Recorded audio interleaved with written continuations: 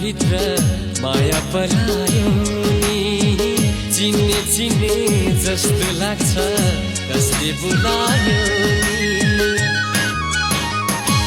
डाँडैको देउरालीमा पुग्यो घम डाँडैको देउरालीमा